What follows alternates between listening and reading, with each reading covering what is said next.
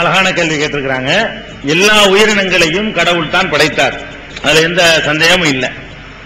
ஆனால் இஸ்லாமிய நம்பிக்கை பிரகாரம் எல்லாவற்றையுமே மனிதனுக்காகத்தான் படைத்தார், மனிதன் அனுபவிப்பதற்காகத்தான் படைத்தார் என்பது இஸ்லாத்தினுடைய கோட்பாடு. இப்ப எல்லா உயிர் ஓரறிவு உயிர், ஈரறிவு உயிர், ஐயறிவு உயிர், ஆறறிவு உயிர் என்று சொல்லி பல வெரைட்டிகள் இருக்குது. அதெல்லாம் உடல் அமைப்புல தான் வித்தியாசம் இருக்கே தவிர மற்றபடி உயிருங்கிறதுல வித்தியாசம் இல்லை என்பதையும் ஐயா அவர்கள் அழகா உங்களுக்கு சொன்னாங்க. சமமா மதிக்கணும். சமமா மதிக்கிறது உங்களுக்கு சாத்தியமே படாது. எப்படி சமமா மதிப்பீங்க? இப்ப நம்ம இப்ப இங்க உட்கார்ந்துட்டு இருக்கிறோம், ஒரு நாய் வருது, சேர உட்கார வைப்போமா? அது வரைக்கும் தான் விடுவோம், சமமா வைக்க முடியாது. நம்ம உட்கார்ற சபைன்னு ஒண்ணு இருக்குது. இதுல ஒரு நாய் உள்ள வரட்டணுமா இல்லையா? ஒரு மாடு வந்தா கூட செய்வோம், அப்படியே மாடு வரட்டினாண்டுவோம். சமமா பார்க்க மாட்டேங்கிறோம். நம்ம அதுக்குன்னு தனியா தான் ஒதுக்கி வச்சுக்கிறோம். அதுக்கு நம்ம மாடு வளர்க்குறோம், நம்ம ஒரு கட்டில் மெத்தையில படுக்கிற மாதிரி அதுக்கு ஒரு கட்டில் மெத்தையெல்லாம் அப்படி நம்ம செய்வோமா? அது செய்ய மாட்டோம். அப்ப உயிர்கள்ல எல்லாம் சமம் இல்லை, நமக்கே தெரியுது, சமம் கிடையாது, பாரபட்சம் இருக்குது. நமக்கு நிகரா எந்த உயிர் ஆகுமாங்க? நம்ம மலத்தை நம்மளே சுத்தம் பண்ணிக்கிறோம், இதை திங்கிறோம், இதை திங்க கூடாதுன்னு நினைக்கிறோம், நம்ம வீட்டு இதை நம்ம சாப்பிடுறோம், அடுத்த வீட்டு சாப்பிட மாட்டேங்கிறோம். அப்ப இப்படி எல்லாம் எவ்வளவு சாக்கடைகளை குடிக்க மாட்டோம், நல்ல தண்ணியை பார்த்து குடிப்போம். இப்ப தண்ணியில கிருமி இருக்குன்னா அந்த மினரல் வாட்டர் வாங்கி குடிப்போம், அது சாக்கடையிலையும் பெறலும், அதையும் திங்கும், இதையும் திங்கி மனிதனுடைய கழிவு மலத்தையும் கூட அது என்ன செய்யும், போய் சாப்பிடும். அப்படி எல்லாம் நம்ம மாதிரி நடக்காது. அதெல்லாம் எல்லா உயிரெல்லாம் சமமாவெல்லாம் நம்ம கருத முடியாது, வித்தியாசம் இருக்குது. இந்த ஆறறிவுங்கிற அந்த மகுடத்துக்கு நிகராக ஒரு உண்மை சொல்லக்கூடாது. ஏன்னா கடவுள் கொடுக்கிற பாக்கியங்கள்லயே இந்த பகுத்து உணரக்கூடிய அறிவு இல்லைன்னா நம்ம இப்படி உட்கார்ந்து பேசிட்டு போமா? இது மாதிரிலாம் ஏதாவது அந்த மிருகங்களுக்கு செய்ய முடியுமா? நம்மளை விட வலிமை உள்ள ஒரு சிங்கத்தை, யானையை கூட ஒரு சின்ன ஒரு பையன் ஒரு அங்குசத்தை வச்சுட்டு என்ன பண்றான், அடக்கி ஆடுற காட்சியை பார்க்கிறோம், ரிங் மாஸ்டருக்கு முன்னாடி டான்ஸ் ஆடுற காட்சியெல்லாம் பார்க்கிறோம். அதனால சமம்ங்கிறது எதுலையும் நம்ம சமம் கொடுக்கறது இல்ல. ஒன்று சோத்துல சமம் கொடுப்போமா? எதுல சமம் கொடுத்திருக்கிறோம்?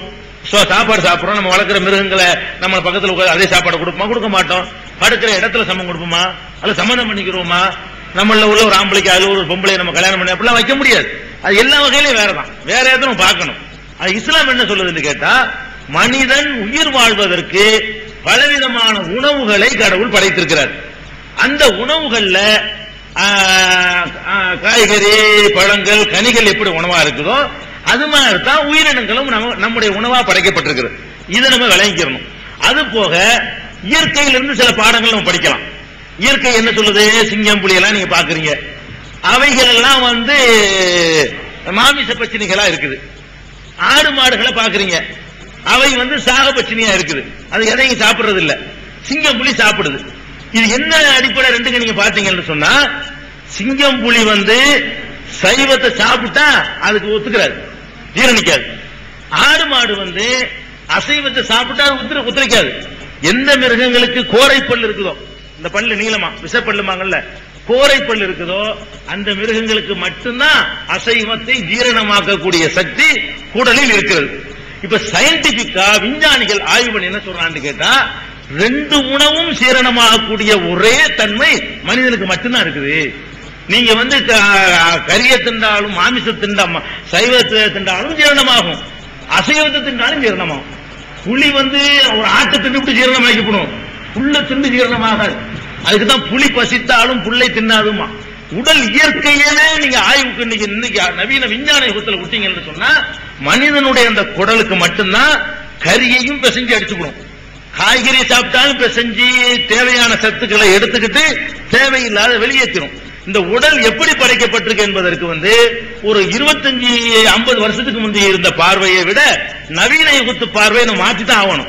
இப்ப சொல்றாங்க மனிதன் மட்டும் வித்தியாசமா தான் படைக்கப்பட்டிருக்கலாம், 2 உணவுக்கும் ஏற்ற மாதிரி படைக்கப்பட்டிருக்கான்னு சொன்னா, அப்ப ஒரு கடவுள் எப்படி படைச்சிருக்கா நமக்கு விட தெரிஞ்சு போகுது. இதுவும் செமிக்குது, அதுவும் செமிக்குது. மாட்டுக்கு நீங்க கறியை பிரியாணி ஆகி கொடுத்தா கூட திங்க மாட்டேங்குது. புளிக்கு போய் புல்லு கட்டு பச்சை சேர்ந்து வாங்கி போட்டாலும் திங்க மாட்டேங்குது. அப்ப அதுக்கு இயற்கையாக அப்படிதான் கடவுள் படைச்சிருக்கிறார். அதை மனிதனுக்கு 2 ஜீரணமாகிற மாதிரி படைச்சிருக்கிறாரு. ஒண்ணு, நீங்க சொன்னபடியே எடுத்துக்கொண்டாலும் உயிர்கள்ல பல வகை இருக்குன்னா, அப்ப எப்படி நம்ம காய்கறியில உயிர் இல்லைன்னு சொல்ல முடியும்? உயிருக்கு தானே செய்யுது. உயிர் இல்லைன்னா வளராதுங்க. உயிருக்கு இலக்கணம் என்ன தெரியுமா? இந்த இருக்குல்ல, இது இப்படித்தான் இருக்கும். ஒரு 50 வருஷம் கழிச்சு பார்த்தாலும் இது வளர்ந்துருக்காது, இப்படிதான் இருக்கும். துருப்பிடிச்சிருக்கும், வேற மாதிரி போயிருக்குமே தவிர இது வளராது, சந்ததி இருக்காது. 2 நடந்தா உயிர் இருக்குன்னு அர்த்தம். சந்ததிகள் பெருக்கம் நடக்குதா இல்லையா? காய்கறிகள்ல ஒரு விதைய போடுறீங்க, அது 100 குட்டி போடுது, அதான் அதனுடைய குட்டி. அதுல இருந்து வரக்கூடிய காய்கள் ஒரு மைக்க போச்சு வச்சா 2 மைக்கு வருமா? 2 மைக்கு வராது. ஒரு பேனாவை போச்சு வச்சா இன்னொரு பேனா உற்பத்தி ஆகும், இன்னொரு பேனா உற்பத்தி ஆகாது. அப்ப உயிருக்கு என்ன அர்த்தம்? இடம்பெயரக்கூடிய சக்தி மட்டும்தான் அந்த தாவரங்களுக்கு இல்ல, இங்க இருந்து இன்னொரு இடத்துக்கு போவாது. அதை தவிர இனப்பெருக்கம் செய்கிறது ஆணு பெண் இருக்கா இல்லையா? தாவரங்கள்ல ஆணு பெண் இருக்கு, ஜோடி சேர்ந்தா தான் காய்கறி உற்பத்தி ஆகும். ஆண் பூண்டு இருக்குது, பெண் பூண்டு இருக்குது. ஆண் பூல போய் வண்டு உட்கார்ந்து மகரந்த பொடி எடுத்துக்கிட்டு போய் பெண் பூவுல வச்ச பிறகுதான் அந்த பெண் பூ வந்து காய்க்குதுங்கிறான். அல்லது காத்துக்கள் வேகமா வீசும் போது ஆண் பூவுல உள்ள மகரந்த பொடி போய் பெண் பூவுல போய் டச் பண்ணணும், அப்பதான் சந்ததி பெருகுங்கிறான், காய் காய்க்குங்கிறான். அப்ப ஆணு பெண் அதுல இருக்குது, ஜோடி சேருதுலாம் சொல்லும் பொழுது அப்ப அது உயிர் தானே. அப்படி நம்ம ஒரு சித்தாந்தம் பண்ணா ஒண்ணுமே சாப்பிடாம இருக்கணும். எல்லா உயிரும் சமம் பார்த்தோம்னா ஆட்டினுடைய உயிரும் ஒரு கத்திரிக்காய் செடியுடைய உயிரும் சமம் தானே, உயிர் தானே. அப்படி நம்ம பார்த்தோம்னு சொன்னா நமக்காகத்தான் கடவுள் படைத்திருக்கிறார் என்பதில் உள்ள ஒரு விளக்கம் விளங்கும். ஐயாவுக்காக வேண்டி அது விளக்கம் புத்தகம் ஒண்ணு போட்டிருக்கிறோம், அந்த புத்தகம் ஒண்ணு குற்றச்சாட்டுகள் பதில்